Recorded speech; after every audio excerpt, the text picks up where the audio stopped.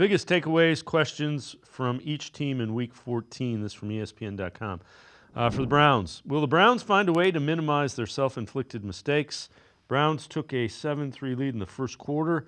Looked like Cleveland had the formula to win its first regular season game in Pittsburgh since 2003. Quickly evaporated with several miscues. Jameis Winston interception led to Pittsburgh's first touchdown. Dustin Hopkins missed 2 field goals. Describe the game in 2 words: collective collapse. All sides of the ball played a role, giving up 24 straight points to the Steelers after building a 7-3 lead. Early prediction for next week: David Njoku records a season high in receiving yards, has received 10-plus targets Browns' past 2 games. His season high is 81 yards, and he'll face Chiefs defense that allowed the second most receiving yards, to tight ends. So the Chiefs are vulnerable to tight ends is basically what they're saying. Self-inflicted wounds have been going on all season long, whether it's penalties, turnovers, missed field goals, poor special teams play.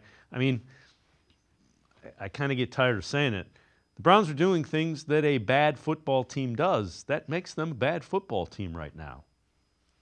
Yeah, I mean, Jameis Winston even alludes to the same thing. He's saying the Cleveland Browns beat the Cleveland Browns on Sunday, and that's kind of the reality. I mean, turning the ball over against anybody, in particular, a Pittsburgh team that I feel like more than any other team in the NFL feeds off those turnovers. No team flips the momentum of games more off turnovers than the Pittsburgh Steelers do. And they got a free one off a screen pass, and I mean, again, the game completely turned from there. And then you look at the 2 missed field goals by Dustin Hopkins. You could have had a 13-13 tie game early in the third quarter, something to feel good about, and then put the pressure on the Steelers in front of their home fans, where they were getting a little upset at the beginning of the game, a little annoyed by the fact that they weren't able to move the football. And then all of a sudden they go on that run to put the game away.